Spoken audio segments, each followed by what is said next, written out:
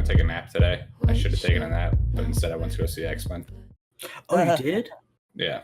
Damn, I'm the only one that hasn't seen it. Talk about how much you didn't like it. Eh. Eh. Eh. We can't do I- spoilers. Yeah, honestly, I thought it was a good X-Men movie. Like, it wasn't as bad as all the reviews are saying. Like, it felt like an X-Men movie. I felt invested in the characters. I don't know. It had that feeling as like the old school X-Men too. But the only thing that concerns me is that you like Apocalypse, and I don't say that as a derogatory thing against you. So It is a derogatory thing against you. No, but it makes me like you have to look at like what somebody likes in order to figure out like, all right, he likes Apocalypse and now he likes Dark Phoenix. Because for me, Apocalypse is unwatchable. So, it's well not unwatchable, but it's really bad. It's definitely the worst of them for me. So I'm like, I don't know. He likes that, and he likes Dark Phoenix. So I don't know what to think. Maybe it's because I just like the X-Men characters so much. Yeah, Like I'm just happy to see them in a movie. Mhm. That's probably it. All right. Even that's why like on my list I listed like some X-Men movies above like Logan or Deadpool, because I guess I would rather see like an X-Men team movie with Wolverine and like even Deadpool in them. I don't know. I like the story of Charles leading them in the mansion, and a school for the gifted. I don't know. No, that's cool. I like the team better. How does it? All right. So instead of me making you compare it to Apocalypse, how does it compare to Days of Future Past, which I know you and I both think is a masterpiece? So how does it compare to that? Yeah, it's nowhere near as good as that. Okay. Yeah. All right. That's fair. I did like the story. It kind of reminded me of Days of Future Past in the way of young Charles, confronting like himself. Okay. They kind of made that with like Jean's storyline. Okay. Cool. Yeah. Now the flip side, Kyle. I mean, we know Dan liked it, and he loves X-Men. And now let me ask you, Kyle, before you talk about Dark Phoenix. Dan and I both love the X-Men series. I think we like it more than you. How do you feel about the X-Men series? 1 and 2 are fantastic. I love, especially X2. I love it. It holds up really well. Mm-hmm. Any of the Hugh Jackman standalones minus Logan are abysmal and should have never been made. I think that's kind of universally felt. Apocalypse sucked.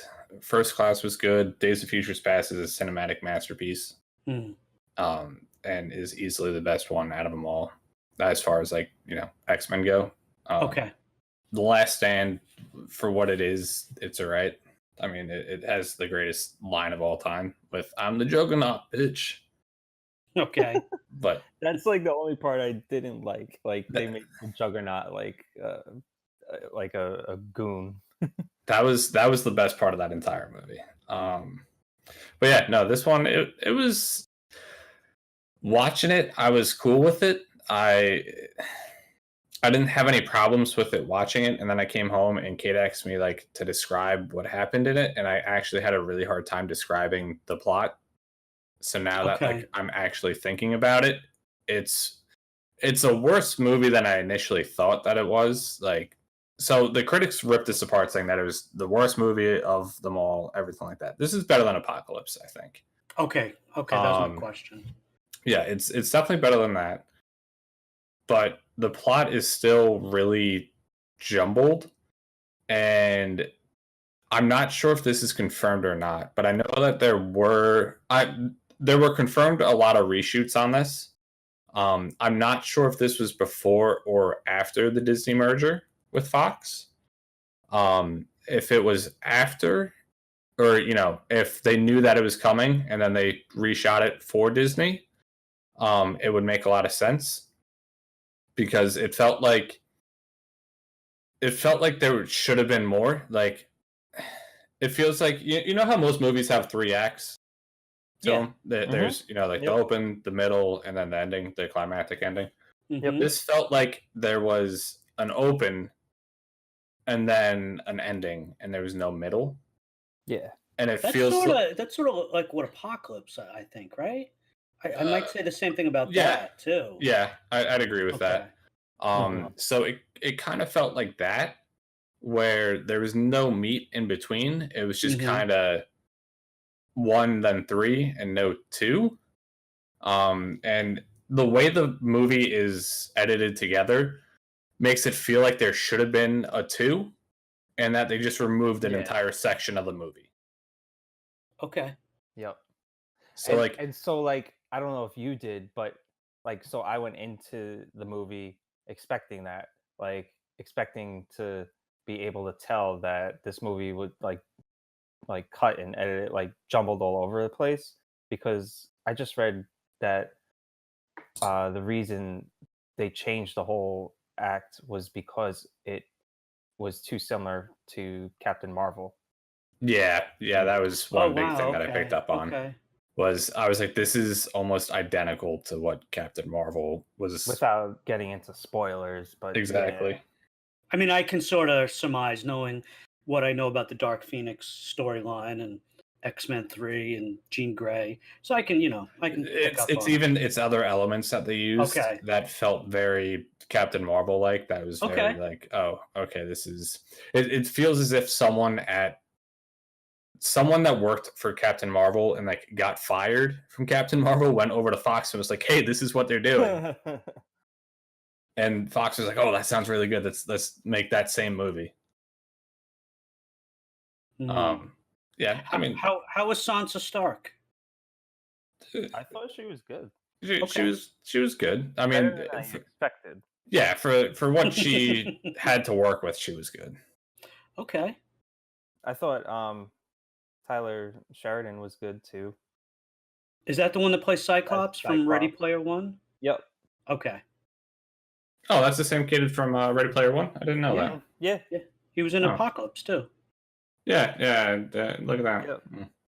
I don't pay close enough attention to X-Men, obviously. Fassbender was great as usual. Fassbender was the best part of this movie. Like, Yeah. just He acting usually wise, is. Yeah. he killed it. Yeah, he is. He's always awesome. So, score of 1 to 10. Dan, what are you going to give it? Um yeah, I went in expecting it to give it a 5. I'll give it a little higher. I guess a 6.5, 7, maybe. Yeah. Okay, Not so bad. go into it with low Like it's expectations. I would watch it again. Like I Okay, wasn't that disappointed in it that I wouldn't watch it again. gotcha. Was the theater crowded when you went? Yeah. Really? Okay. Mine was sold out. My only seats left were the only seats available were in like the second or third row, like on the floor, which isn't bad because Ronkonkoma has the recliners. Right. Um, but yeah, I think I read that Secret Life of Pets is going to beat it out for the weekend. Okay. How far in advance did you buy your tickets? I didn't buy them as soon as they came out.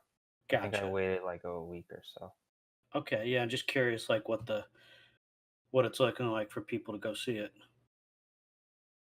Yeah, Kyle, what apparently. about you? What's your score on a scale of 1 to 10? Or is Kyle busy taming his dogs? I know he was dealing with his dogs. Okay. So then, Dan, let me ask you, Kyle, you there? What's your score? 1 to 10. Yeah, I'm sorry, I had to throw That's Baylor okay. out. What'd you give it? Dan gave it, he went in expecting to give it a 5, but then he thought like 6.5, 7, give or take. Nah, definitely not that high. Five is where it is. I think that's generous. Okay. The script was very light. You rank it above Last Stand. I mean, not Last Stand, Apocalypse and the first two Wolverines. Yeah, easily. The origin movie for Wolverine and then the Wolverine or whatever it's called, those were just abysmal. And the second one is just borderline unwatchable. It's terrible. Yeah, I think everybody agrees that those two Wolverine movies, Origin and the one set in Japan, are just, we don't even talk about them really. Nobody likes them. I don't include, you guys were talking this week about your X-Men rankings. I don't include Deadpool in those. I understand, it makes complete sense to include them. But for me, the X-Men movies are the X-Men, all of them. Not a movie about one main character who has a couple of X-Men in it. But I get it. So then do you leave the Wolverine movies out? That's a good point. Yeah, no. I mean, you could kind of look at it as that would be so much easier to rank them, I think. Like, leave Deadpool and Wolverine, leave the solo ones out, and then just rank the X-Men. So yeah, I think you're right. I feel like that would be easier to rank. I mean, if you're doing that, the Deadpools, and it's hard to like rank them like that low in the span of like the X-Men film series, I guess, Yeah, and it's hard to compare Logan to the X-Men movies because Logan is such a unique movie. It's not even a superhero movie, really. It's just such its own cinematic experience. It feels like, like a kind of like a new school Western. Yeah, 100%. Yeah. Clint Eastwood comes out of nowhere. Yeah. Yeah, no. I mean, overall, it's above Apocalypse and probably Last Stand. But I also don't hold Last Stand in very high regard. Right. So. It's a middle of the road X-Men movie. It is what it is. Okay, worth seeing on the big screen. Always better on the big screen. Yeah, I definitely enjoyed it more seeing it in theaters, and my theater was surprisingly mobbed. I expected, 11:45 on a Saturday, on a beautiful Saturday, that it would be empty, and it was absolutely. I got the last seat, which happened to be in the back row somehow. I think someone might have canceled their ticket or something, but I got the last seat in the showing. And I was like, okay, this works. Nice. Cool. Good. Yeah, I'll have to get there then.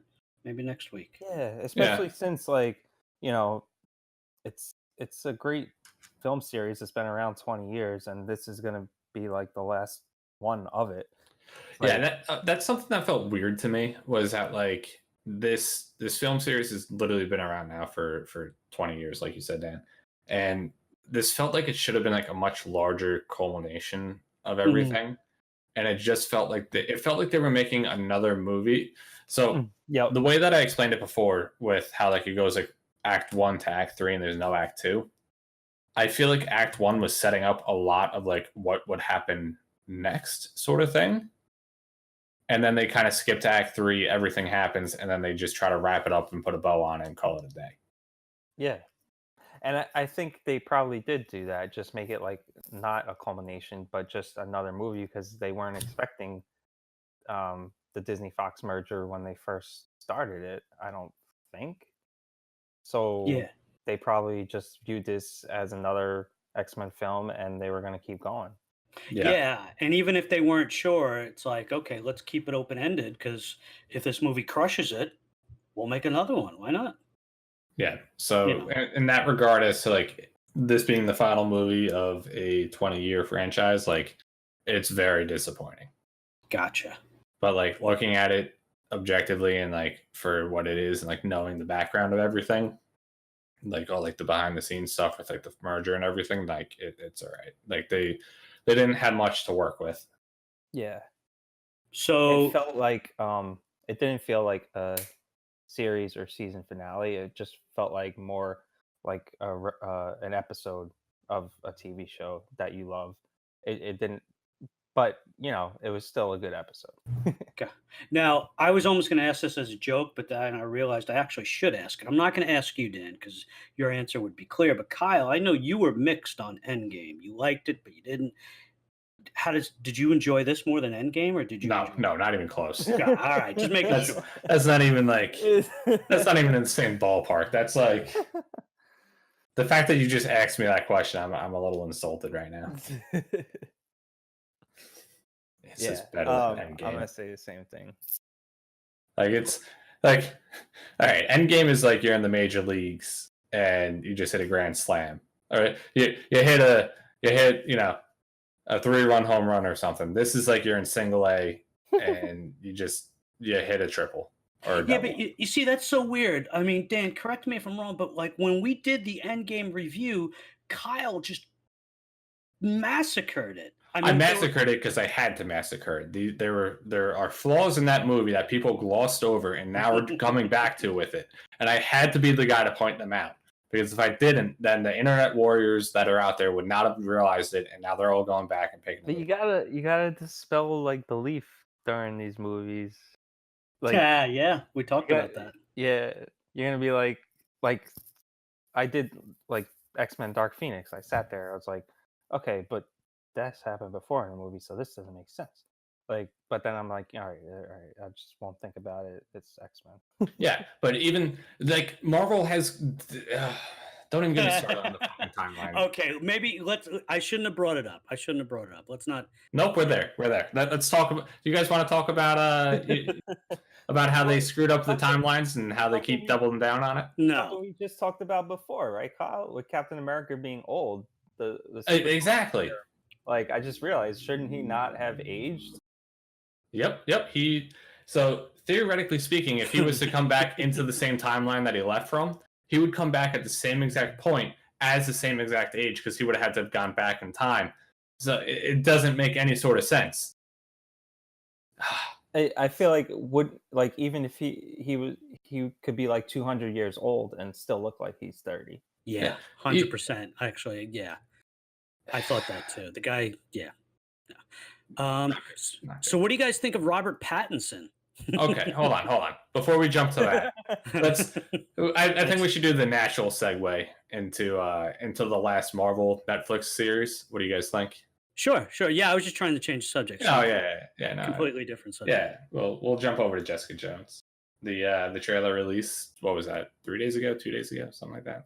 I don't know. Yeah, this week. Yeah, this week sometime. It was dope. It was cool. I like it. I love Jessica Jones. It's my second favorite series, I think. Behind Daredevil, I guess. Okay. Because like even above Punisher. I still haven't seen the second season of Punisher because they ended it. So the first season was fantastic, but I haven't seen the second one.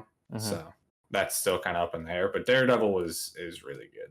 I love season 2. Yeah. I haven't seen the second season of Punisher yet either, but I will. Yeah. But I love Jessica Jones. I love the first season altogether. Kilgrave was fantastic. Oh yeah, that was awesome. Probably the best villain. Actually, I can't even say that because Vincent D'Onofrio and D'Onofrio. Thank you.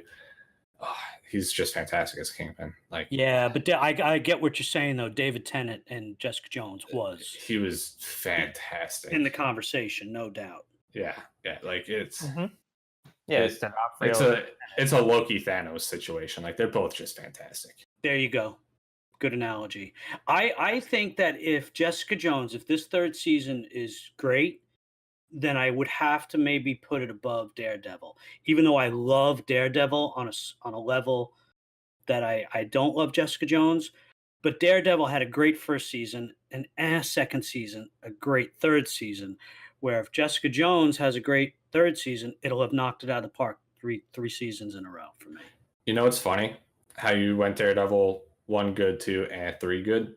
I'm 1 2 good, 3 I thought you loved the third season. Ooh, no. I was gonna say Dan loved it. I was very I enjoyed it. Don't get me wrong, but out of the 3 seasons, I feel like the third one's the weaker of the 3. Okay, I know a lot. I know that's going against the grain a lot. I know a lot of people think like you do. They love 1 and 3 and they're meh on 2.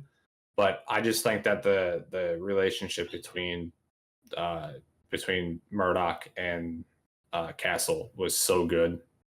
And okay, that's fair. Oh yeah, absolutely. Yep. Yeah, that's fair. I get that. And so wrong. Jessica Jones season 2 was but that's because they didn't have Tenet, I think. I can completely understand if somebody feels about season 2 of Jessica Jones because it was unique. It Yeah, was it was it was it, very, it was very. unorthodox and it worked for me, but I can completely see if it doesn't work for other people. And again, without David Tennant in it as a strong villain, I get that. Yeah. So, all right. So, actually, Dan, you're making me. You guys are sort of convincing me a little bit that I still might have to put Daredevil above it. Also, because like I said, I enjoy Daredevil on a level that I don't enjoy Jessica Jones. Yeah, Daredevil so has so many layers there. yeah. Who was the villain in Jessica Jones season 2? It was I forget her name, but it was her mother. Her mom, yeah. Yeah, I forget the actress's name. Oh, right. Yes, yes, yes, yes, yes. Okay. So I yeah, so it remember. wasn't even like a real traditional, hero versus villain type story. It was just unique in a way. Yeah, So, yeah. I remember that now. Okay. Yeah. but I'm surprised how many people haven't watched those Marvel Netflix shows. They're fantastic. I mean, Yeah, Jessica Jones and Daredevil are fantastic. And Punisher, season 1 is really good. they're good in getting you invested in like the main characters and their storylines, like, Hmm. and they're deeper, Yeah, obviously except Luke Cage stronger rating. and Yeah, Iron Fist. Luke Cage and Iron Fist are unwatchable. so yeah. They're I I like Iron Fist. I I know you do, and It just sucks because they could have made it so much more, and they like I guess they were just starting with the first 2 seasons to introduce the Right. greater Good lore. point. Like, yeah, but Finn Jones is just not. He's not Danny Rand. No, he's not. He's. You could tell that he was so far behind the 8 ball compared to everybody else when it came to any sort of action scene Mhm. or anything like that. It was just the way that they had to edit everything. It was just so bad. It was. I can't. And I know he's a Game of Thrones guy, and Rich, you have a soft spot for Game of Thrones people, but like I just don't think he's that good of an actor. No, he's not. Yeah, that and for me to say that, Yeah, given like my that. I was say that just shows like he's just not good. yeah, I mean, in Game of Thrones, he was, a very supporting role, and I would say he had a very limited role yeah, within Game of Thrones. and he never had to. His character had no depth, really. Never had to stretch dramatically or show any kind of acting. But he wasn't good. And the sad thing is the rest of the Iron Fist cast, They're all really good. yeah. I So just, I, yeah, mm, yeah. yeah. I hope they kill it with Jessica Jones this season, the final season of any show going to Netflix. I agree. I would So, like to see that. make it good. Yeah. I learned an interesting caveat about the whole Netflix Disney Plus relationship that's happening or not Okay. happening. Apparently, in 2025 or 2026, they all of the content that is leaving Netflix to go to Disney Plus is going back on Netflix. Yeah. I So like just heard that too. after 5 or 6 years, like in their contract, all of the material is going back to Netflix. So then Disney Plus is losing all of it. So unless So if so it won't be on Disney Plus after a certain amount of time. It'll shift to Netflix. yeah, Or so like right okay. now, how Netflix had like Guardians of the Galaxy, Infinity Wars, everything like that. That's now all pulled off of Netflix to go to Disney Plus, and then in 5 years, it's going back to Netflix and being pulled off of Disney Plus. So basically, they're being treated like a network, where network gets first run shows, and then after a certain amount of time, they start airing it on the Netflix platform.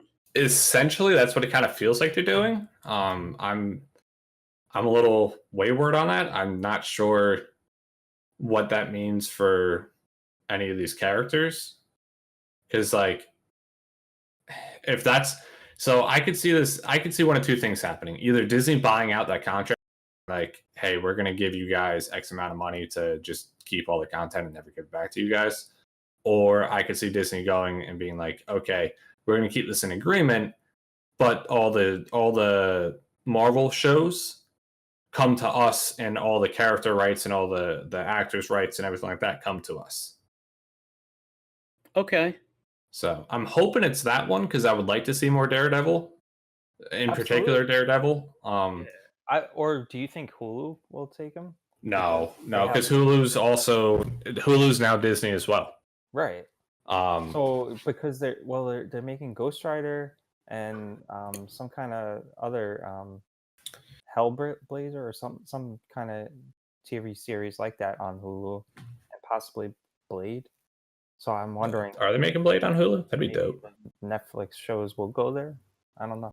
I doubt it, just because like Hulu is the direct competitor to Netflix, so I can't see Netflix allowing them to do that. Like, and from what I understand, Disney's now going to be switching Hulu into a.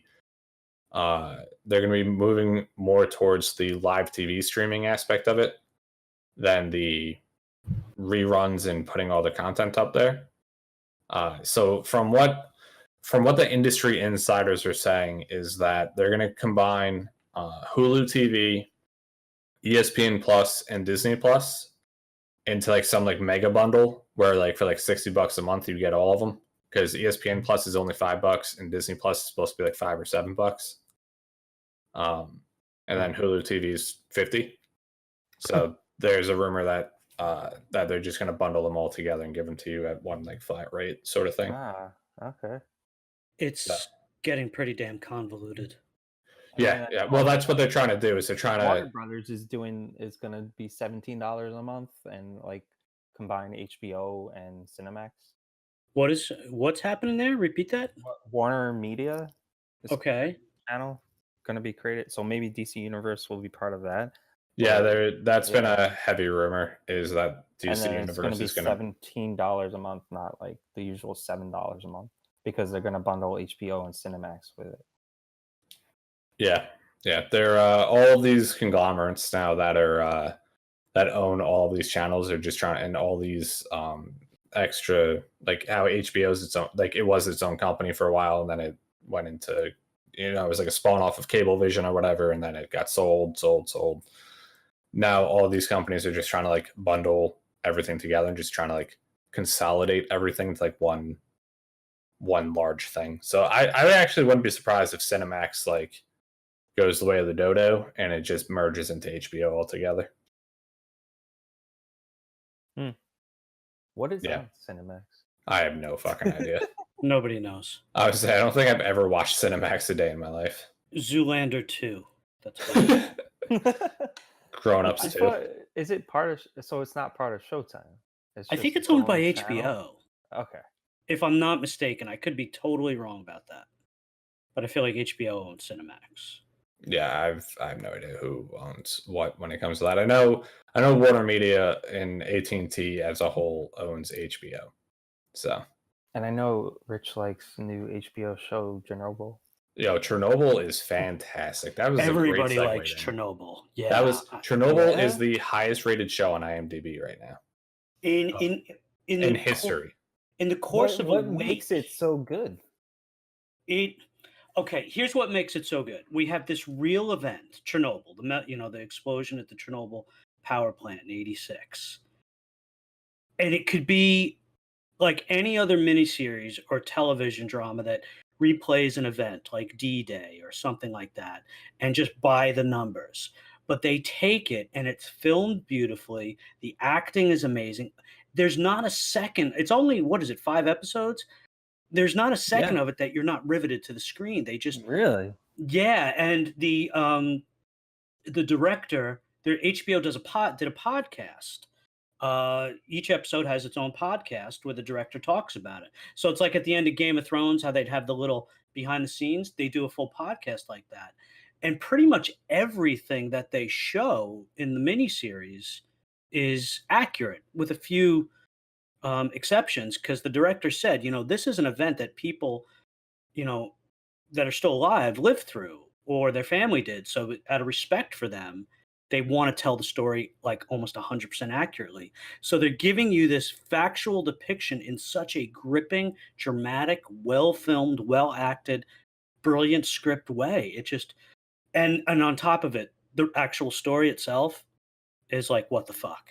You're blown away by what actually took place. It just, it's great storytelling. Yeah, exactly what Rich said. It felt like it feels like you're watching a movie, and it feels the way that the actors recreate everything and the way that the writers have everything written and the way that it's shot, it feels like you're there. And like there were several times while watching this, I was yelling at the TV like, "You stupid fuck!" And for why? just some of the shit that went on, like Yeah, you really got to watch it because part of the All right. story, it's not just like a disaster happened and now let's just see. It's also the human element of a disaster happens. How did the human element cause it? And how did the human element make it worse? and then And it's like, also sorry, continue. no, I was just so that's what Kyle's talking about. You're watching what these people are doing, and that's what makes it so great. They're experiencing it in real time. So they don't know what we know. We know the disaster. And we're like, no, you fucking dummy. What's don't know. wrong with you?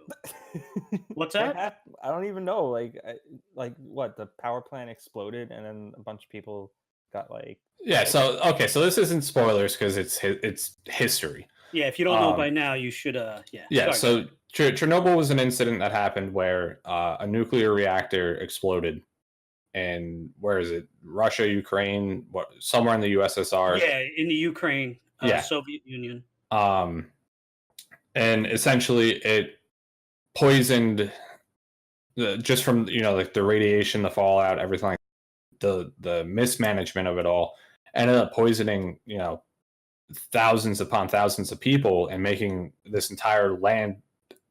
I forget they go over how large of a space it is that is completely quarantined and off limits still to this day. That's it's completely uninhabitable. It's considered the most dangerous place on Earth. Yeah, it's Still? Still. And they said that it's going to be like this for another 100 years, if not longer. Yeah, it's going to be long. But And now will it just spread through the whole Earth? Well, so they have it contained now. They go over all like the after, like how they contained it. Yeah, they do like a summary recap of like where it is today at the end of the end of the series. And as of 2017, they have some containment field around it that is it's supposed to be standing now for like another 100 years or something. Yeah, I watched a video on YouTube on that. I think from Vice News. It was pretty interesting. Yeah, the Vice News they covered a lot of Chernobyl stuff because of the show coming out. Like, and they have some really good content on it. Right. Yeah, there you go. So I would recommend that highly. And the other thing that makes it really interesting is the cultural aspect. We're getting a look at the 80s USSR right before, the fall of the Soviet Union. And we get two opposing dichotomies. You get the extreme Soviet culture of secrecy and denial and hubris, where no, we can't have made a mistake because we're the Soviet machinery, and it doesn't happen. And that hubris led to making worse. And then on the opposite end of that spectrum, the Soviet people, like literally knowing, yeah, I know I'm going to die, but I got to go in there and I'll do it anyway. I got to go in there and dig, and I got to go in there and fix this. And you see the Soviet people, sacrificing themselves. It's really beautiful. It really, they treat the Soviet experience so well. It's really good. It's almost poetic the way that they treat it. Yeah.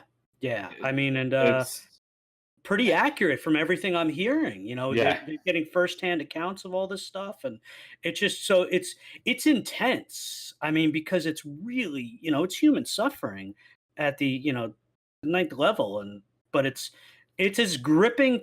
All right, here's the best thing. It's the best thing I've seen on TV, not TV shows like Game of Thrones and Breaking Bad, but like the best of the traditional old school miniseries that we always used to get, true stories like Roots, things like that. It's the best thing I've seen since Band of Brothers.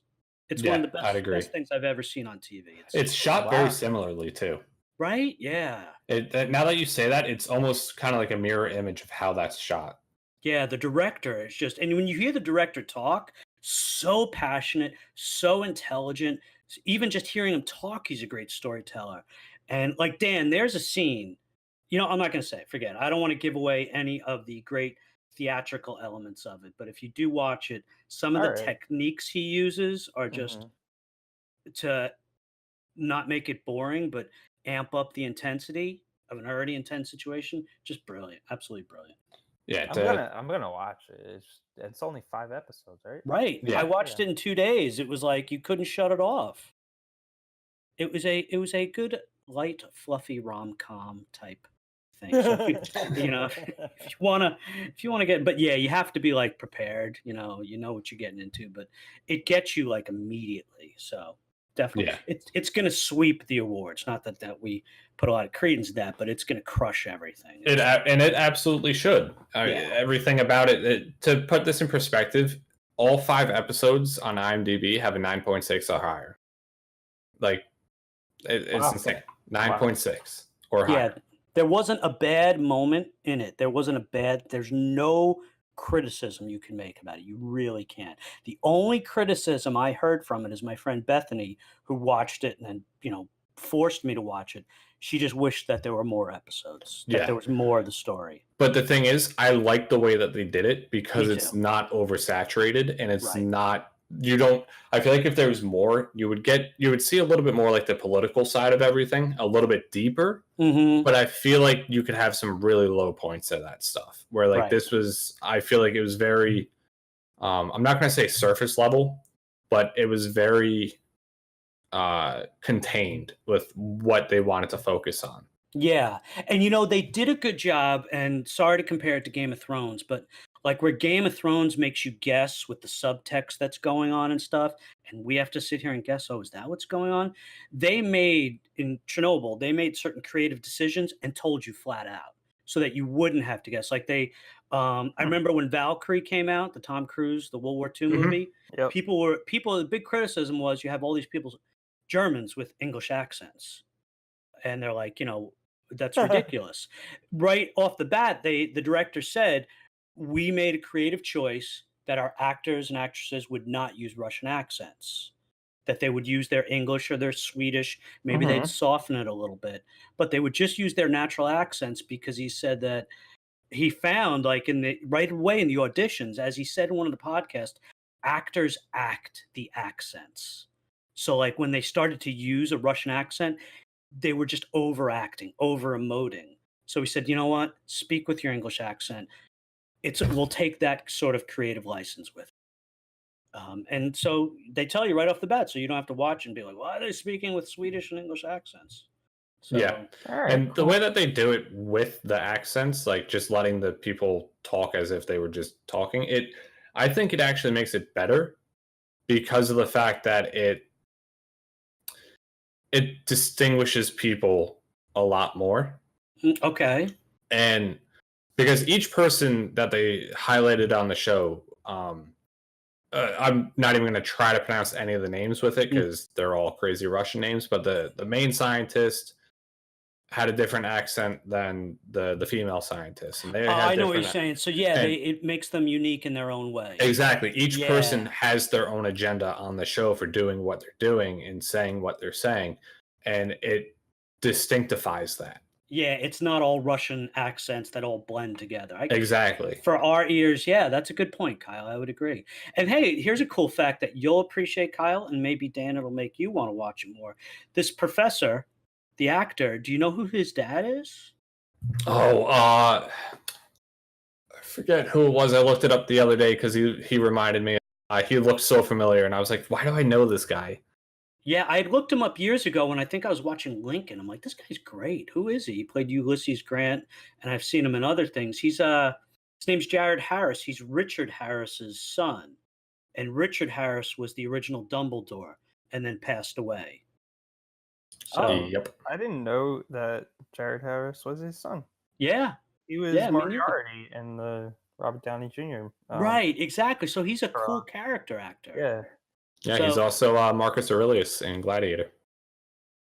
what? Ah. Is he really? Yeah, yeah. I barely remember Wow. Gladiator. Oh, Gladiator's so good. I know Gladiator is one of those movies that I'm in the minority that I don't love. Yeah, it's like I think we mentioned this once. I'm with you there. Like, Cool. What? yeah. It's not a bad movie by any Right. means. It's like The Departed I mentioned once. It's not bad, but I Well, don't love it. that Like you're wrong. but- Yeah, Rich, Rich, what the fuck are you saying right now? They're not bad movies. They are completely good. They deserve their accolades, but I didn't enjoy them. I was like, all right. It didn't like move me like it did other people. Not bad. I'm not Yeah, criticizing same with me them. and Gladiator. Yeah, so I don't remember Gladiator enough. I've seen it, All right. And sad thing is, Gladiator to this day might be the best trailer I've ever seen. When I first saw that, I was like, "Oh my, what is this?" And I saw the movie. I said, "Oh, that's what that is." Speaking of trailers, they ran the Star Wars trailer in the beginning of Oh, okay. that movie that I saw today. X-Men. Yeah, X-Men. Thanks. X-Men Dark Phoenix. Yeah, I was trying to think of what it was. I was like, it's not Apocalypse. It's Dark. That's how memorable that movie was. That's Um, tough, bro. That's tough. Yeah, so they ran the Star Wars trailer in the beginning of that, and I was just like, I started tearing up, and I was in the theater by I went by myself because Kate has work tonight, so she was sleeping. So I was sitting there and I was like tearing up, and I thought the woman next to me was like giving me the side eye, like, why the fuck is this guy sobbing in the middle of the theater? It still gets me. It still holds. And you got to see it on the big Cool. screen. Yeah. That Lucasfilm how is, logo comes up. Yeah, you see that, and it's just like, all right, here we go. Good for you. Good for you. Yeah, saw Secret Life of Pets the other day too. Yeah, how was that? Surprisingly good. Was it Did better you guys see than the first one? Did you see the first one? I didn't think the first one was that great. The first one's, for what it is, it's good. The trailers for the second one looked funnier than the first movie. It's funnier. It's a lot shorter, it feels like. Like, I feel like it just kind of, it's a prototypical kids movie. It's for, if you have the attention span of a goldfish, you'll like it. I've actually never seen the first one. It's enjoyable. It's fun. Mm-hmm. This one was a fun movie. There's no real story or anything like that to it. It's a bunch of animals in New York City that get into mischief, and it's fun. And it was cool. Patton Oswalt instead of Louis C.K. Oh yeah, I was just looking. I saw Louis C.K. was in the original cast, and I was like, oh. And I see Harrison Ford was in the second. Yeah. His first voiceover cartoon. Yeah, he was good. His dog was cool. Cool. Yeah, so would recommend if you guys got nothing else going on, or if it's on TV. I think we might go Monday. Nice. Monday night. Yep. Yeah, it's done by the same studio that does Despicable Me and all the Minions, Illumination or whatever. Yeah, I could see that. It kind of looks like it's similar. Yeah, same animation style, so it's good. Illumination's been putting out some good stuff recently, so it's worth. Yeah, Grinch was okay. Did they do Grinch? Yeah. Oh, I didn't even. Didn't even know that. Look at that. I didn't even see that. So here I am talking them up and don't even know what the hell they're even putting out. Yeah. All right. Battinson. Let's jump into the main point, right? Yeah. We have sort of worked out of order, but hey, it's organic. I was gonna say it's working, so let's keep running with it. I didn't even stop for an intro. I was like, this is just naturally flowing. Let's just let it flow. Yeah, I noticed that. I was like, let's try something a little bit different today. So it worked. I liked it. Yeah. Pattinson, man. Robert Pattinson as Batman. I dig it. I do too. I think he might be I haven't seen any movie with him, but he's got a good look for it, and I think he'll be good. He has some really, really good movies that are not Twilight. Right. So, he's built a really good independent movie career in the last 4 or 5 years. Yeah. I think I was listening to Nerd Soup. I think it was. They talked about it quite a bit. Yeah, and they brought up a really good point with how they're not sure if he would be on board with doing like a connected universe, or if he would just, because he's been doing so much indie stuff and like so specific roles and everything like that, that if he would want to jump back into the limelight of a connected universe and doing a movie every other year with it and this that the other thing, or if he's just coming on just for this Matt Reeves trilogy and that's it. I could see him going either way. I watched an interview with him. He is actually a really, really sweet, humble, likable, down to earth guy. He was so sweet and cool. I fell in love with him. He was so nice, and he talked about his Twilight experience in such a humble way. Because I know there's the story about how he almost got fired from Twilight because Yeah. he conflicted with them and said, I wanted to be more brooding. And his agent had to say, hey, cut the crap. They're about to fire you. And he talks about that in such a humble, but also not beating himself up kind of way, like, hey, I was young. I was taking it too seriously. And he doesn't take any of it too seriously anymore. He just wants to work and make good films and not be like, he has that way about him. Like, I don't want to take my craft too seriously. Like a Sean Penn type, Yeah. Not anything against Sean Penn, but like have a little fun, not take myself too seriously. So I could see him being open, like based on what I saw him in interviews, I could see him saying, hey, whatever we're gonna do, I'm happy to be playing Batman. This should be cool. You know what it is Cool. also? Oh, go ahead, Dan. No, I was just saying cool. Oh, All right, cool. and then the fact that he's done like a bunch of indie movies, I like that because like that's kind of I'm pretty sure that's kind of where Christian Bale came from. Like Yep. Yeah, Bale unknown, did and a lot of he had some good like not seen by like large audience movies, and he was great as Batman. Yeah. Or the movies were great. And in similar fashion, Ben Affleck's journey sort of was a little similar. Granted, he was Ben Affleck, yeah. but he crashed and then he started doing Hollywoodland, and people were like, oh, he can really act. And then he did The Town. And I Mhm. remember when Ben Affleck was cast, Kyle, I remember you saying, I don't know. And I said, go watch The Town. Yeah. He can bring it. So Yeah. he sort of got his acting chops in non-spectacle fare, like Christian Bale. So Pattinson's doing the Good same Will thing. Hunting. There you go.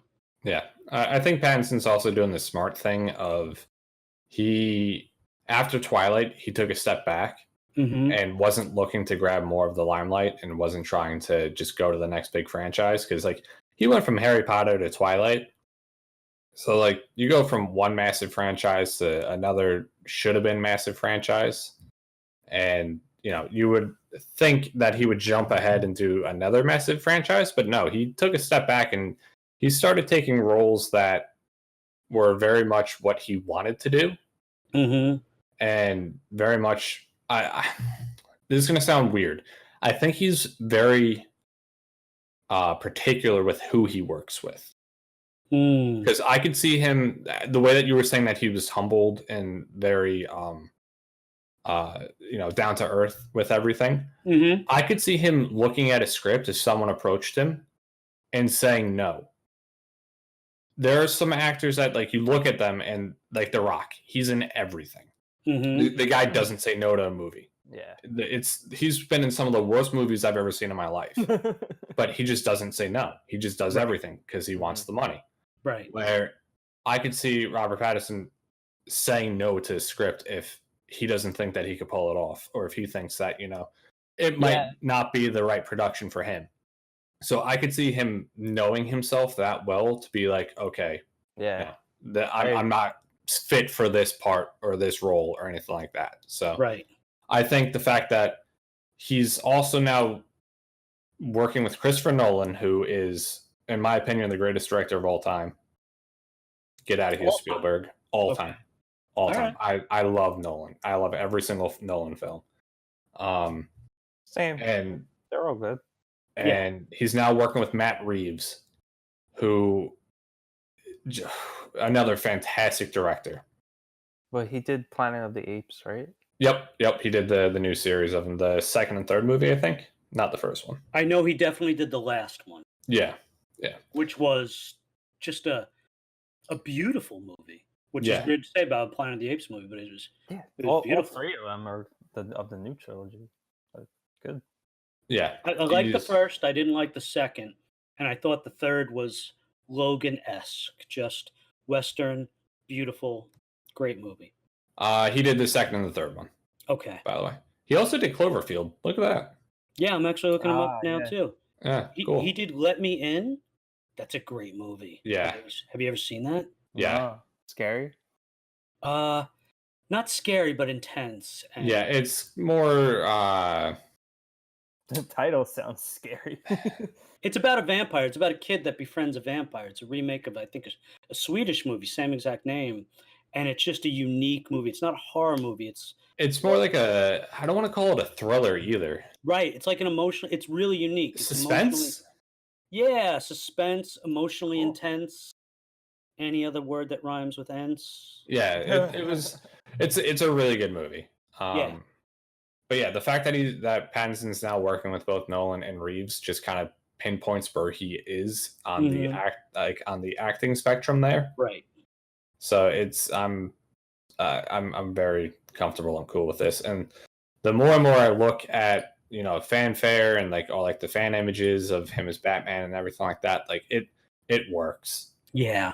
It just does. And if they're going to be doing Detective Batman more than, fighting in Gadget Batman, I'm totally cool with it. Me too. Now let me ask you guys a question, because I know it was Robert Pattinson and Nicholas Hoult. Who would you have preferred, Pattinson or Nicholas Hoult? Pattinson, I think. Yeah, Pattinson. Yeah, and I like Nicholas Hoult, but hands down for me, Robert Pattinson. It's not even a question. He's Beast. See, let him stay Beast. Yeah, exactly. True.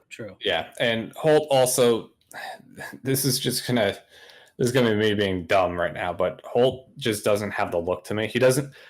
The thing that puts Pattinson over on Holt looks wise is the jaw. Mm-hmm. Pattinson has the defined Batman jaw, where Nicholas Hoult, his jaw just kind of fades. Yeah, Robert Pattinson, it looks like a Bruce Wayne / Batman. Nicholas Hoult, very handsome, very striking guy. Just doesn't look like Batman to me. Nope. When I picture Batman, I picture him looking more as if Robert Pattinson does than Nick Hoult.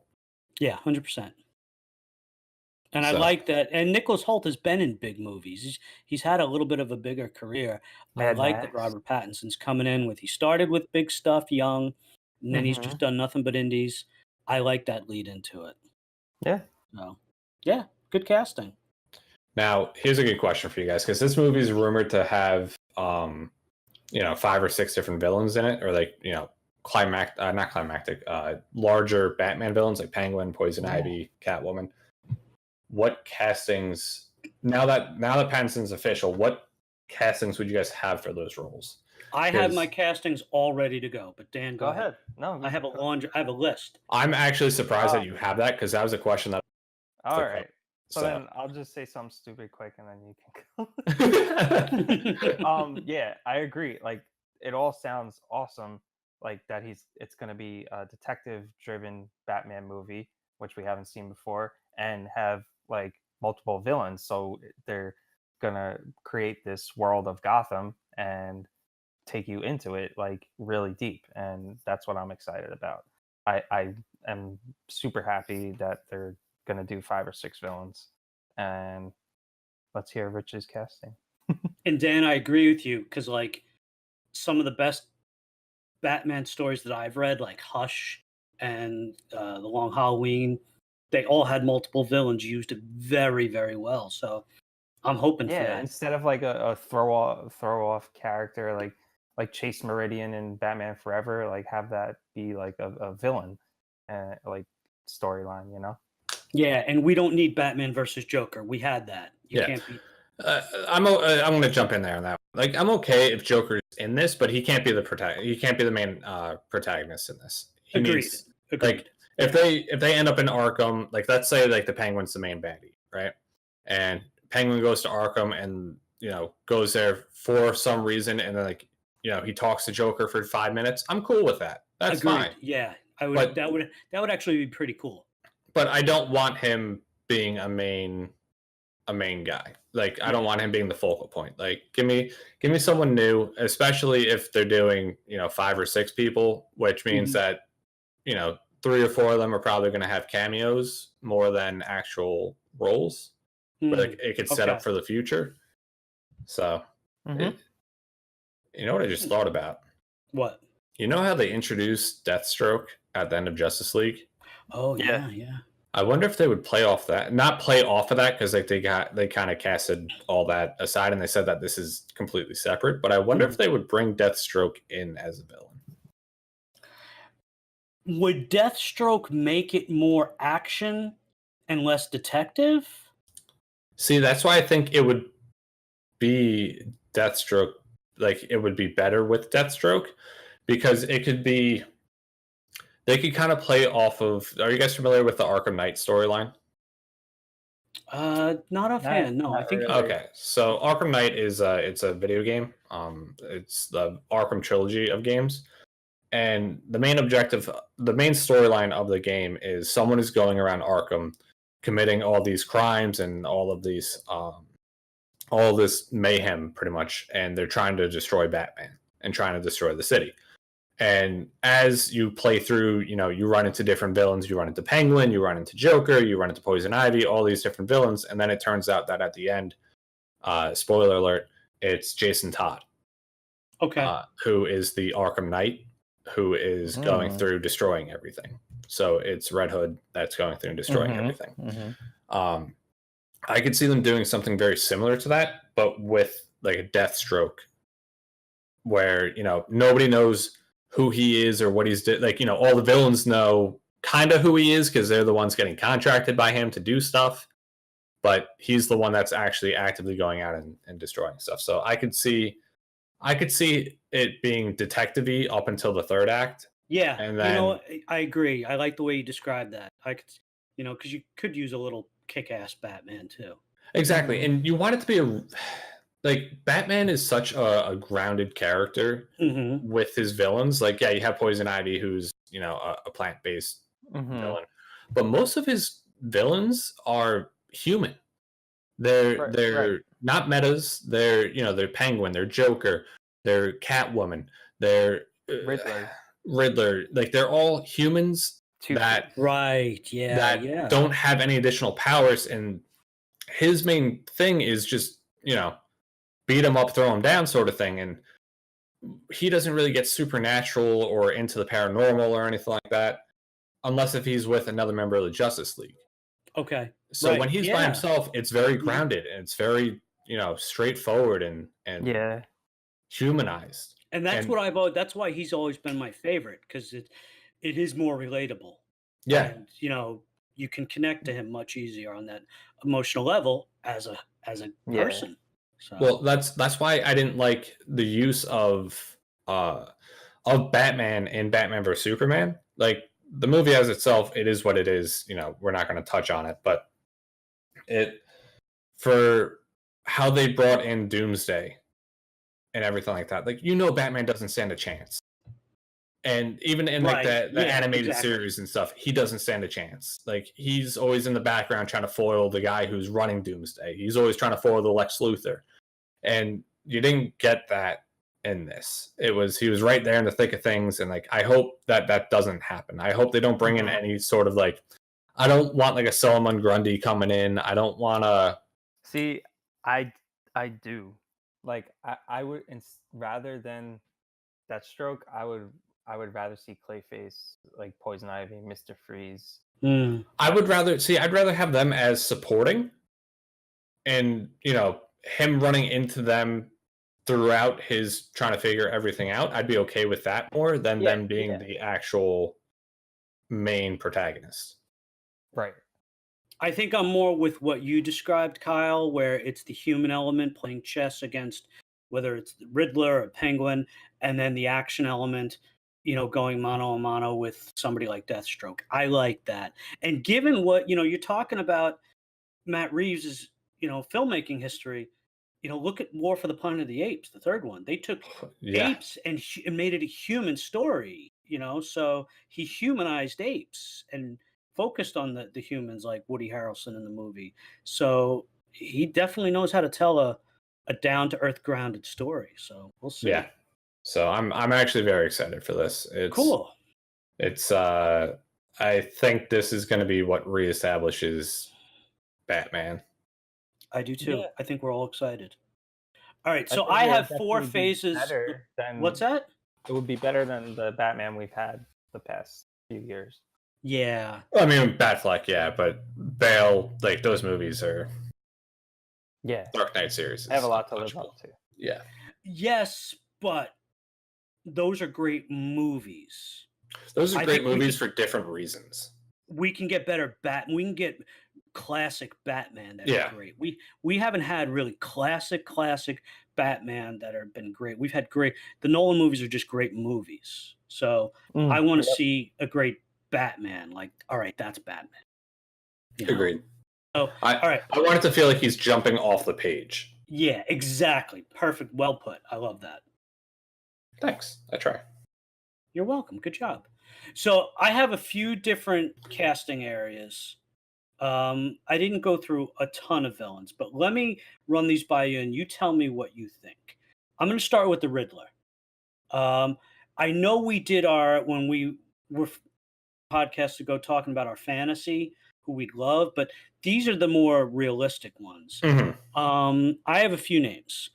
First one is Oscar winner Rami Malek. For Riddler? Yeah. Okay. Okay. Okay. The next one is Oscar winner Mahershala Ali. For Riddler? Yeah. Or Two-Face.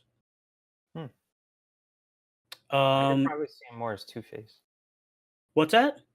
I could see him more as Two-Face than Riddler. I think Me too. I agree. Who'd you say? I agree. Two-Face. The next one is Donald Glover.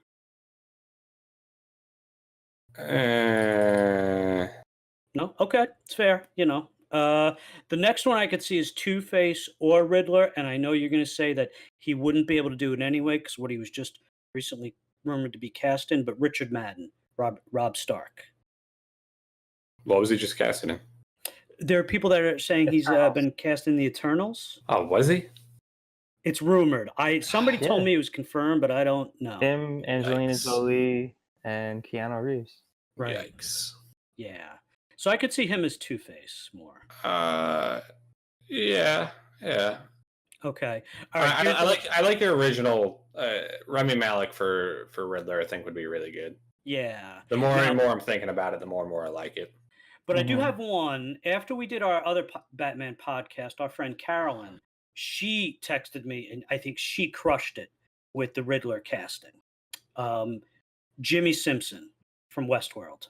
The man. Yes. Ooh. All right. Out of all those names you just said, I would pick him. Yeah, Right. that's Yeah. That was the my one. reaction. You know, so I think she nailed it. I mean, Rami Malek is good, but Jimmy Simpson? That would be Or Jim Carrey. just the look of Jimmy Simpson too. I like the way Kyle just ignored that. Yeah, I ignore most things Jim Carrey. Yeah, Jimmy Simpson looks the part. He can play the part. That would be ooh. Caroline, good job. That was 10 out of 10. Carolyn, she crushed it. I know she had a couple of others, but I don't remember who they were for other characters, but that's the one that stood out.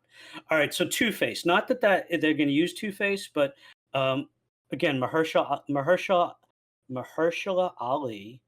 Or here's the one I would really rather. What has he been in? Because I'm trying to put a face to the name. He just won the Oscar He for was, Green Book. Cottonmouth and Luke Cage.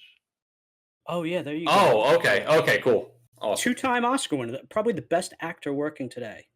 He won an Oscar for Moonlight as well, which was a tremendous movie. So you want him for Two-Face? I could see him playing Two-Face, but the one I think I might like better, like don't get me wrong, if this guy played Two-Face, yeah, but Oscar Isaac for Two-Face. Yeah. Yeah. I think I'm on board Yeah. with that one. Okay. Yep. All right, that's all I had for Two-Face. I didn't go too far. Once I wrote Oscar Isaac's name and thought Mahershala Ali, I said I'm not gonna. I'm done. Yeah, you don't need to do much more. Now everybody is talking about Josh Gad for the Penguin. Right. I don't want it. Yeah, just because he has like the frame, I guess. Yeah. You don't Exactly. want Olaf being the Penguin? No. So I got Right, better it's names gotta for the be Penguin. better actors. Yeah, exactly. And I have some good names. You tell me what Do you want to build a snowman? No, I don't. I really don't.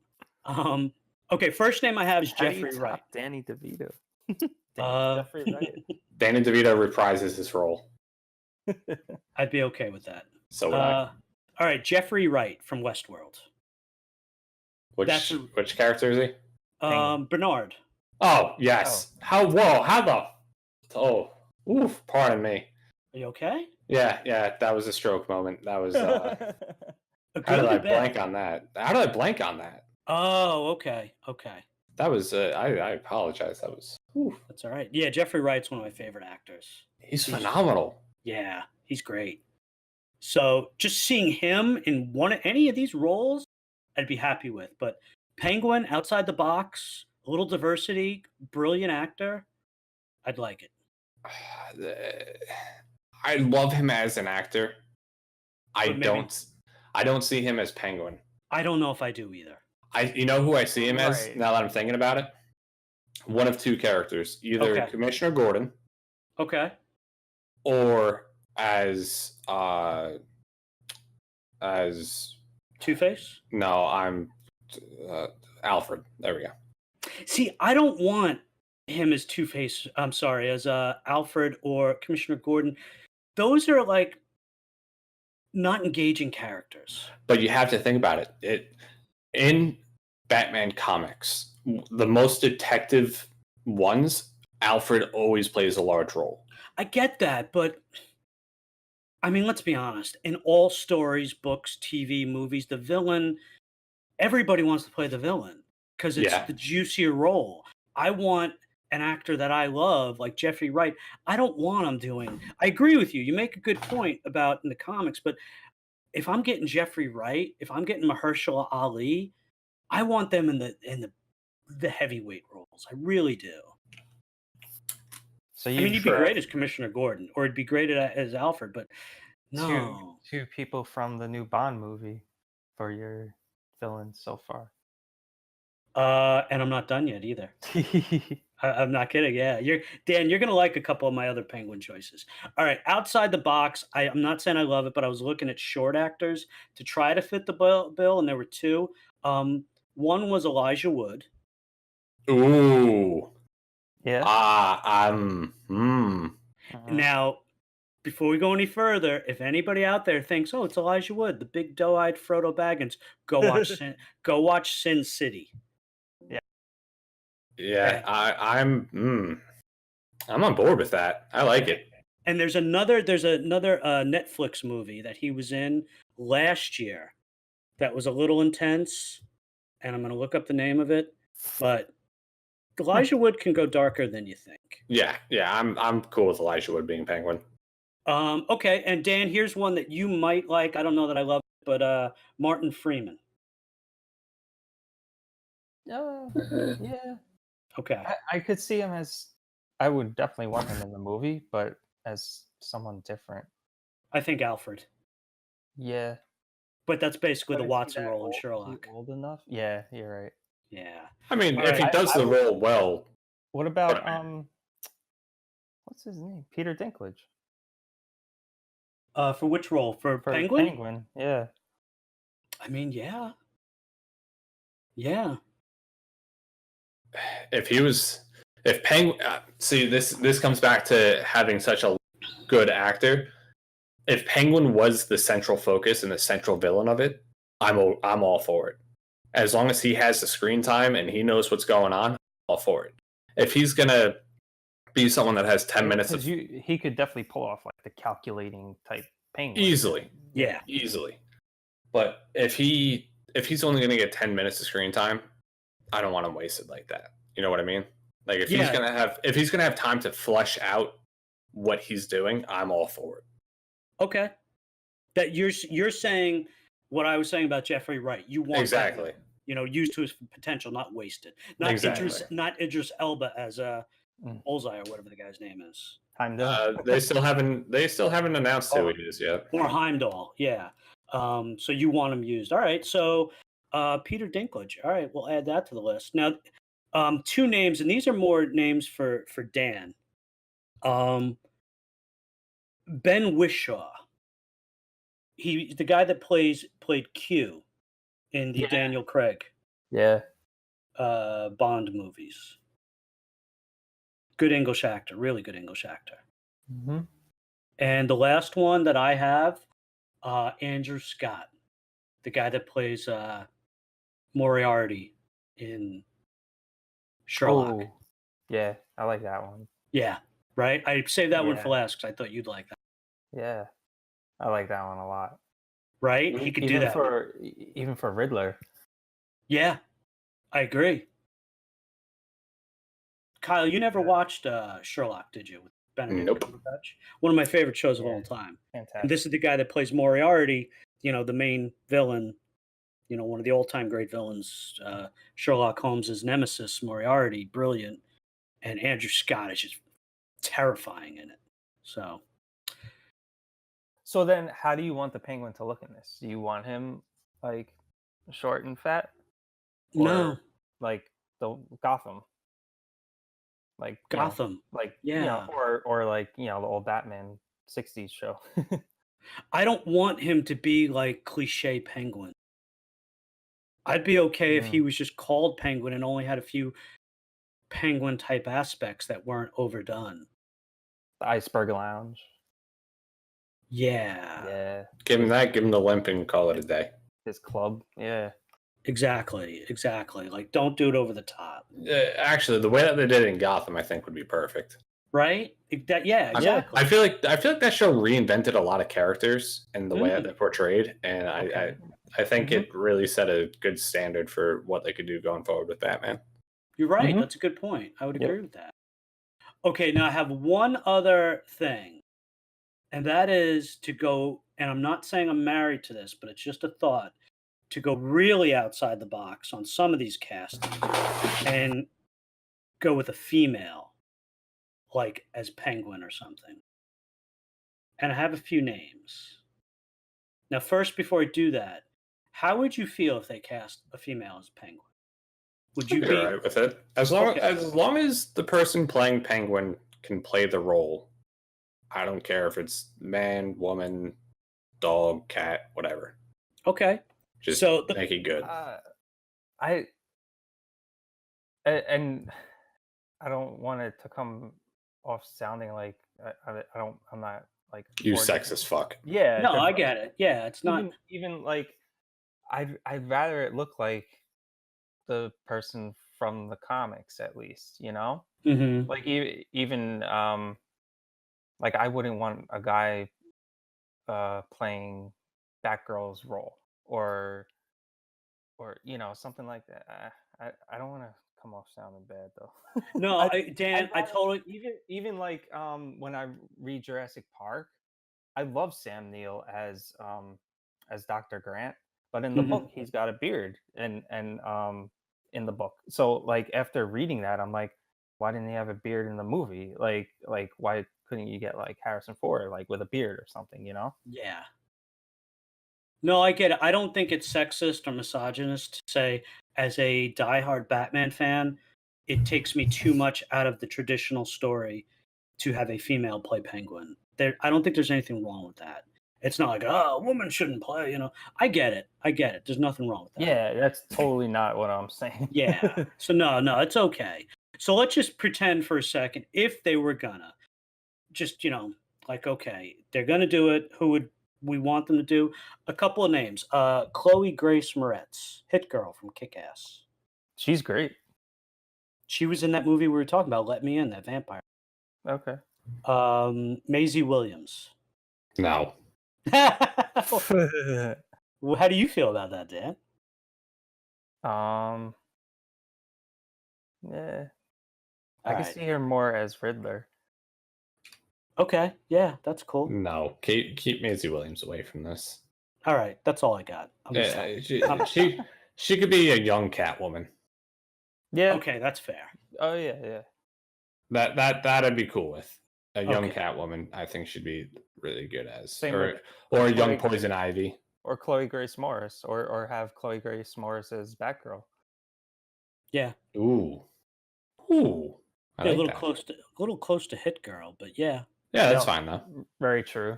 Again, she does the role well. Do it. Yeah, true. That's a good point. That's fair. Chris Evans went from, he Human Torch to Captain America. So yeah, so that works. So here's a good question for you guys. Sure, what's up? This is the last Batman question I got. So Birds of Prey is having Ewan McGregor as Black Mask. Would you guys be cool if Black Mask was one of the villains in this? Yeah, definitely. I think that'd be cool. Like link the movies. Yeah, why wouldn't? Okay. I just would you guys be happy if he was the main villain? Definitely not. It's so emphatic. Like, all right, we're done. Hard no. Yeah, exactly. I want Riddler, a good detective movie. Well, keep in mind this is going to be a trilogy. Mm-hmm. They've already announced that it's a trilogy, and that Pattinson signed on for 3 movies. Okay. But I'd rather than Black Mask, like from the comics, I'd rather see a good Falcone again, or Sal Maroni. Okay, so one of the other major have him create Two-Face again. Yeah, I don't need it. That's the one thing I do not want out of this fucking movie or out of this trilogy. Like a remake of something that already happened. Not even that. I don't want origin stories. I don't want a single fucking origin story out of any character, establish it that he's been around for a while. He's intertwined with all these characters before. We know how Two-Face gets made. We know how Joker gets made. We know how Harley Quinn gets made. We know how everybody gets made. We don't need to reiterate this. Yeah. Just jump the fuck into it. Marvel's done good with Spider-Man and Hulk, just jumping right in. Yeah. So yeah, it works. Most people know these characters already. I would venture to say if you're seeing a Batman movie, you know the characters. Yeah, and if you don't, let the movie be your introduction and have it you don't need to know then you research it yourself. Exactly. Yeah. I think that's my biggest pet peeve with movies that are redone movies or superhero movies in general, I would say, is when everybody knows the origin story and they fucking hash the origin story, like how they did it with Spider-Man twice. Right. Or, they did it the first time with Tobey, then the second time with Andrew Garfield. The Superman every single time is an origin story. Every fucking time it's a goddamn origin story. And these are origin stories that are kind of woven into our American culture. I would say it's woven into the fabric of people. Yeah. Spider-Man and the Hulk and Superman and Batman are universally known. Yeah. Yeah. So, you can go to Timbuktu and find a kid wearing a Batman shirt. Right? And Clark Kent, Kansas, Krypton, those things, Family Feud, top 5 answers on the board. Tell us something about Superman's origin story. You're gonna get like 6 out of 6 every time. You're gonna get 6 out of 5. Are you kidding me? Yeah, Kyle. Isn't that crazy how woven it is into our culture? I know it is, and pretty it started it really is. In the 30s. Yeah, and think about Marvel Civil War, the movie Captain America Civil War. One of the best things about the introduction of Tom Holland's Spider-Man is he was just starting as Spider-Man and we never got the background. Yeah.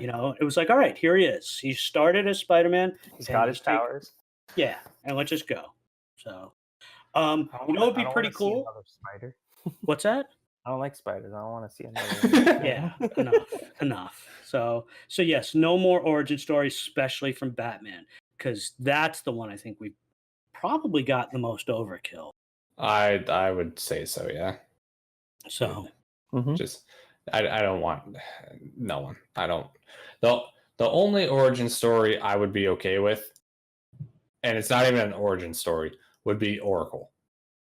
When Barbara Gordon gets her her legs shot out and becomes Oracle. If that happens in the movie, I'm cool with it. I'm completely okay. Yeah, you know what? Yeah, I agree. That's a complex, emotional, deep story that's worth being told in a movie. Exactly. And that would be a great storyline. Like showcasing someone that deals with a tragic event that could crush them, but she comes out stronger in a wheelchair as Oracle. Yeah. I wonder now this got my brain going. I wonder if because if they're going the trilogy route, I really hope they go the Oracle route with her. I hope Batgirl's in it. And I hope that she turns into Oracle after, the whole accident happens and she gets shot. And she becomes Oracle. And I hope the tragedy happens at the end of the first one as like a cliffhanger sort of thing. Like you see this tragic moment happen. There's a little bit of play next to it, and then it goes to like an end credit. And So then you want Batgirl in the first movie? yes. Okay. I want her thrown right into it. Again, Yeah, no explanation. that'd You be know who cool. she is. Let's go. Let's run with it. Have Okay. Robin Okay, too, yeah, or yeah. maybe even Nightwing. I see. This is the thing: is I would prefer Robin and Nightwing be in other movies, be in like the second and third one, than be crammed into the first one. I would rather there be references to them, like they get Alfred gets a message from Nightwing and is relaying it over to Bruce, saying like, "Oh, Master Grayson left a message for you, Master Wayne," and him being like, "Not now. I'm out doing something." That's perfect because the first one, I agree with you, Kyle. Batgirl, the call from Grayson, I'm busy, not right now. And the second movie, at the end of the first movie, like you said, I agree with you. She gets hurt at the end of the first movie, and then the second movie, we have Nightwing. That's where he comes in, like Lando Calrissian in the second Star Wars movie, in Empire Strikes Back. Yeah, big character. You can then have the second movie being Bruce Wayne and Batman dealing with this guilt of that he got Barbara shot and got her, into a wheelchair and where she is. And then you could see the transformation of her going from, I don't know what I'm going to do, this, that thing, into becoming Oracle. And then you could have Nightwing, almost be the protagonist in the film of telling Bruce, like, this is why I left you. This because in the comics, Nightwing and Batman have a very complex relationship. They at times they hate each other. Well, Dick Grayson hates Batman. He goes off by himself. Yeah, exactly. He goes off to Bloodhaven by himself. So he could almost be the protagonist where, they have a lesser villain like a Black Mask or something like that, or a Falcone or something like that that brings Grayson back, but he's consistently fighting with Batman and reminding him of what happened to Barbara and why he left. Yeah. And, why nobody, quote unquote, should be with Batman or anything like that. Now, let me ask you guys a question. Would you rather, and I know that this might be outside the box of a trilogy, would you rather see them make, maybe as one of the movies in the trilogy or however they do it, like Red Hood or Hush? Or would you rather them take a little bit of Marvel's page, where Marvel took the big, epic storylines from the comics like Civil War and Infinity War and didn't do it exactly like it was in the comics. They borrowed elements and made it their own and twisted it a little bit. So here's the question. Do you want them to redo Hush, Red Hood? Do you want to see that come alive on the screen? Or do you want to see them take elements and make it part of their movies? If they do it right, like Marvel. I'd rather them do it like Marvel, because it's never going to be as perfect as you think reading the book first than seeing the movie. Yeah. So just do their own spin on it, like Marvel. It really depends for me. I know it's a hard question, right? Because it really is. Okay, so for Under the Red Hood, that's probably my favorite Batman story, is Under the Red Hood.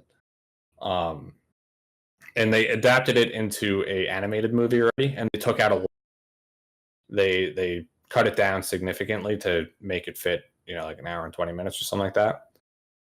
But it was done very tastefully and very well. Where if they did that on the big screen, okay, I'm cool with it.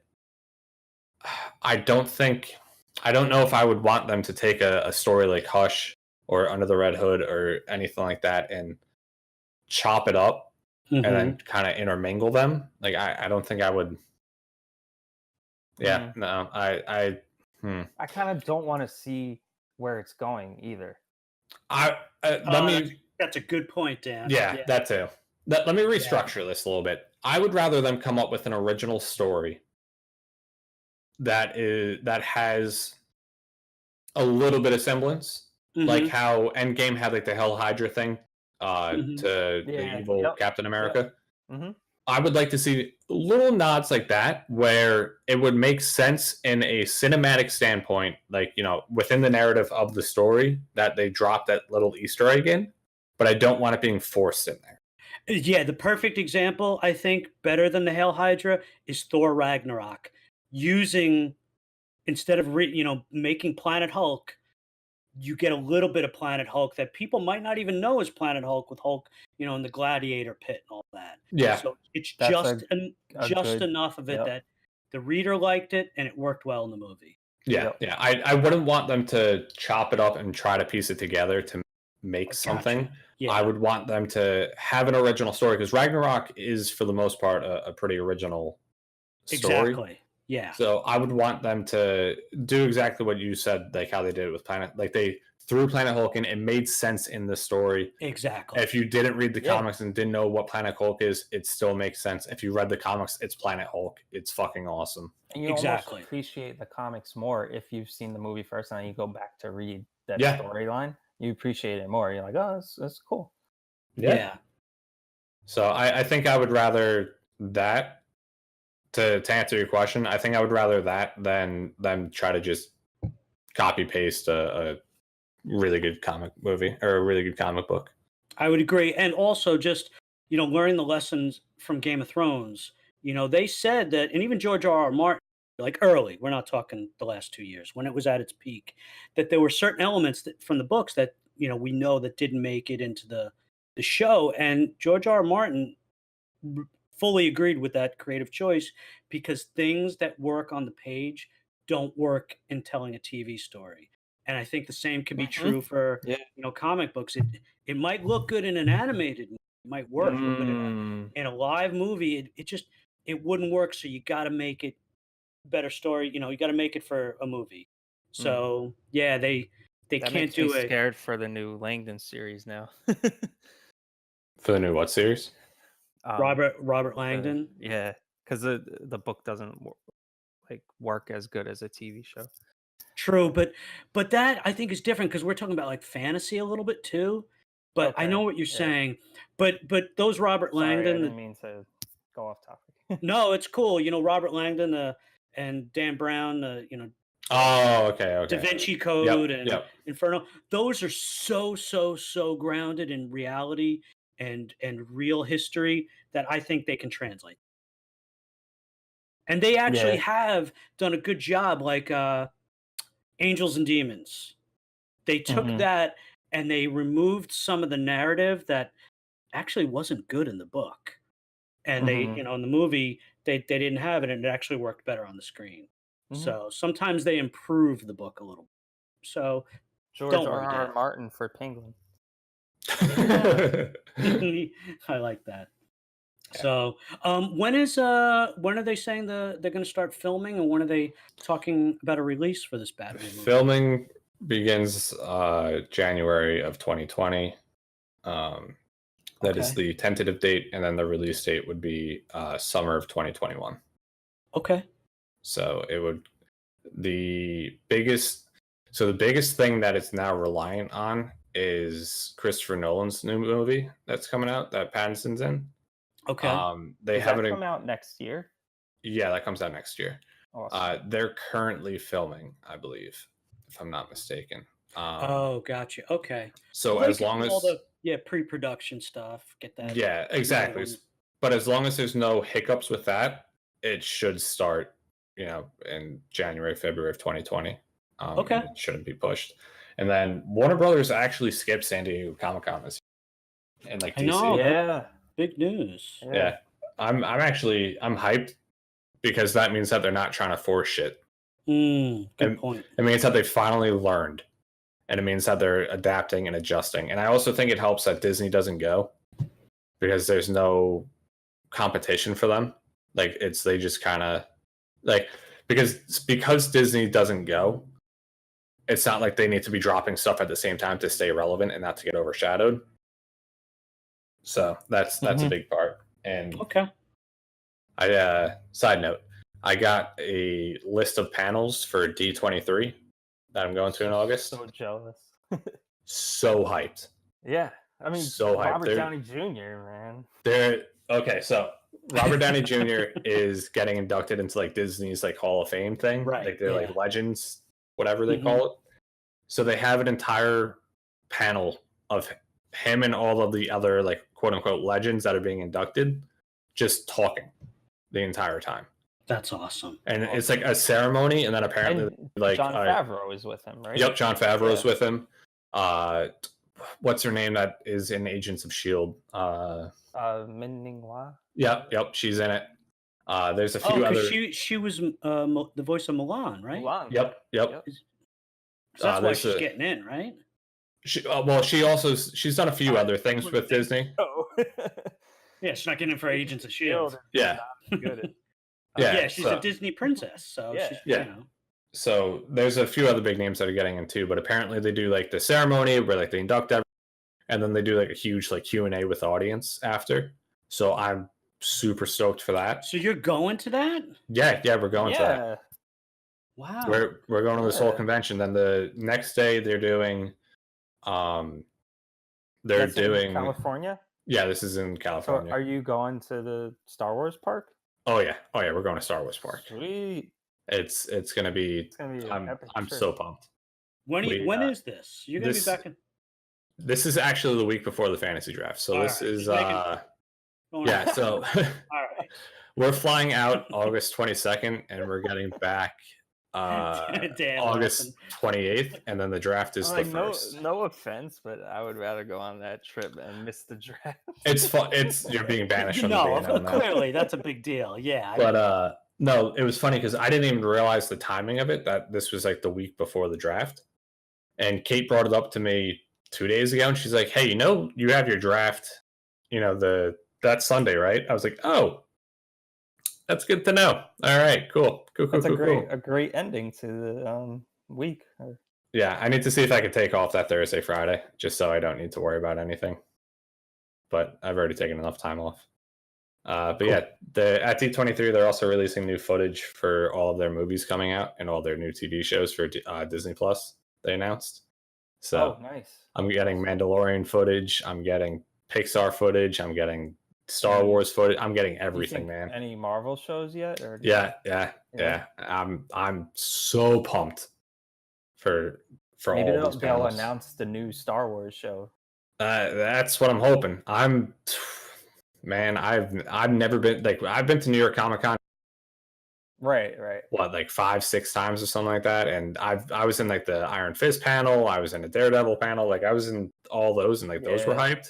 This is a 6,000 or 7,000 seat like venue, that like hall that these things are happening in. Wow. So I'm hyped to see just like that atmosphere around it. And this is so much more narrowly focused on things that you really, really love. Yeah, I'm like, so Kate's excited because she's a huge Disney nut, and all things Disney. I'm so focused right now on Star Wars and what we're gonna get from that I'm just so excited for it all.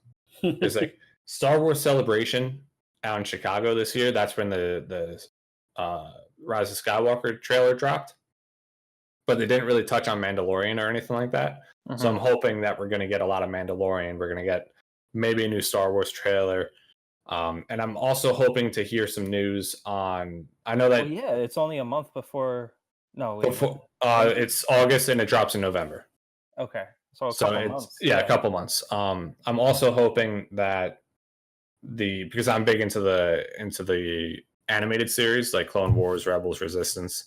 They're making a new season. Yeah, there's a new season of Resistance coming out, and there's heavy rumors that Ahsoka Tano is going to be in this season, and the new season of Clone Wars.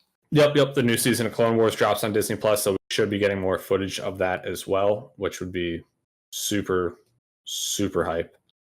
If that happened, I think I would go nuts. I would run through the streets naked. Cool. We're going streaking. Will Ferrell in Old School. Yeah. Exactly. Everybody's doing it. Yeah. Dave Filoni is the creator of all the animated series, and apparently he's going to be there and has like a huge panel dedicated to him. And over on Twitter, he's been he takes a lot of creative influence from Tolkien. So he's been dropping a lot of Tolkien quotes that have been posted with Ahsoka Tano, like doodles, I guess, like I don't know how else Like you would sketches. yeah, sketches. Thank you.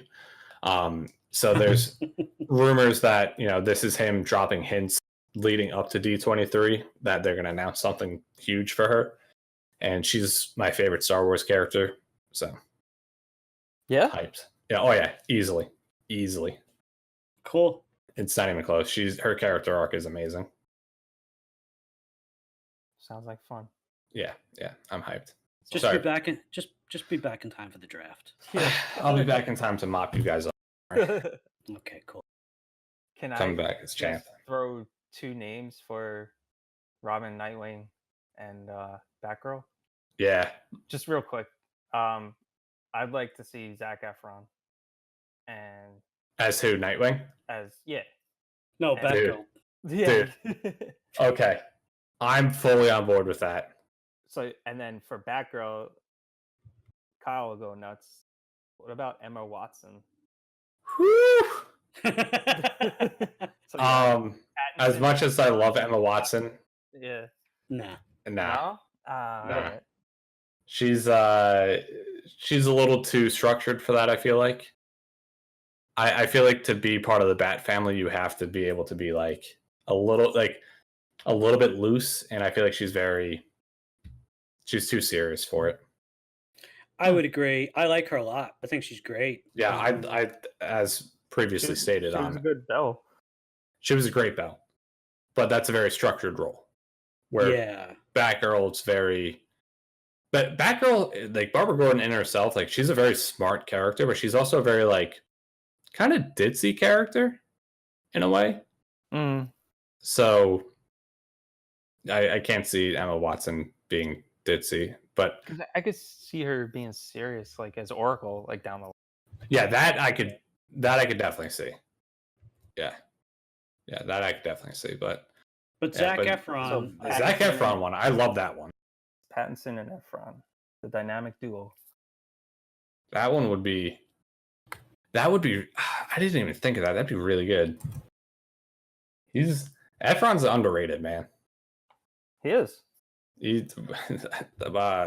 Mike and Dave Need Wedding Dates is probably one of my That's favorite. hilarious. And It's- Neighbors 1 and 2. So that good. is a good movie. Yeah. He's underrated. He needs to be in more stuff. He was in The Greatest Showman too, and like Yeah, and people he was good. In people that. raved about him. Yeah. And And Ted Bundy. Ted Bundy. Yeah. Oh my god. Can we talk about that for a second? How That was- did you guys watch that? Yeah. I actually in the hotel the weekend of your wedding. Yeah. I watched. The night before it. Yeah, I figured get me ready for that. Thanks. I have no idea what that joke's supposed to mean. That actually starts to reflect poorly on me. But no, I was watching it because it came out, I think, that week. So I was watching it. I didn't get to finish it though. Yeah, he was really good in that. Yeah, he was Yeah. good. He's definitely got good, skill acting. All right, I'm on board. Zac Efron for Nightwing. And I just messaged you guys, Florence Pugh. That's how you Yeah. pronounce her name for I just- Batgirl. I just looked her up. She's good. Yeah. I think I would I'd be okay with that. She's in oh yeah, she just got casted in the Black Widow movie. Oh, Oh, did yeah? she really? Oh, yeah, she did. Oh, cool. Yeah, so that could be a little superhero introduction for her. All right, Yeah. there you go. Yeah, she's great. I like her. I like her a lot. I don't know how to take that. Good. No, I think she's great. I've seen her in some things. Lady Macbeth, who was on HBO for a while. She's really good, and she was in that wrestling movie with Saoirse Fighting with My Ronan. Family. Yeah, she was really good in that. So Yeah, she played Paige, the main character. right, exactly. Yeah, or Yeah, I see it. She even kind of just too. So exactly. And the only thing I'll say about Yeah. Emma Watson that might make me have some optimism for her to be a decent Batgirl is Anne Hathaway was not somebody I would have thought could have done. And I like Anne Hathaway. Yeah. But I didn't think beforehand, like, really, Catwoman? And I thought she did a great job. I Anne totally, Hathaway. totally Oof. agree with that because I like Anne Hathaway too, and I was like, really? How's that gonna be? And she killed it. Yeah. So, Emma Watson, you never know. She hasn't been in a ton of stuff where we've really seen her range. So, you never know. Maybe she could do it. Yeah, I know that she's been busy doing a bunch of charity work, so maybe she'll come back into it. Good for her. Yeah, she's literally Belle from Beauty and the Beast. Yeah, I never saw that. Really? Pretty good. I think it's on What? Netflix. Yeah, I'm good. Wow.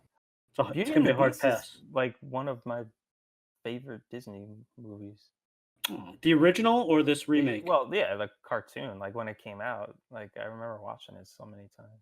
Yeah, I remember watching it too. I didn't even get through the trailer for the remake of Beauty and the Beast. Wow. Yeah, Rich it's not with my the- yeah, it's not my thing. Which with hot takes over here. Hot Yeah. takes. But The Perks of Being a Wallflower, great Emma Watson movie. Yeah. Any Emma Watson movie is a great movie. This is the Except end. for what? This is the end with Yes. Seth Oh Rogen yeah, and- that's Yes. right. Remind me to kick my ass. Stole our shit. That's great. I forgot about that. All right, so you know what, Dan? Based on that, this is the end. All right, Based I'll on give this you- is the end. I'll give you Emma Watson as Batgirl. All right, that convinced me. She can do it. They should Word. make Kristen Stewart Batgirl. Have that No, twist. no, no, That would be hilarious. no, no. Fucking internet would explode.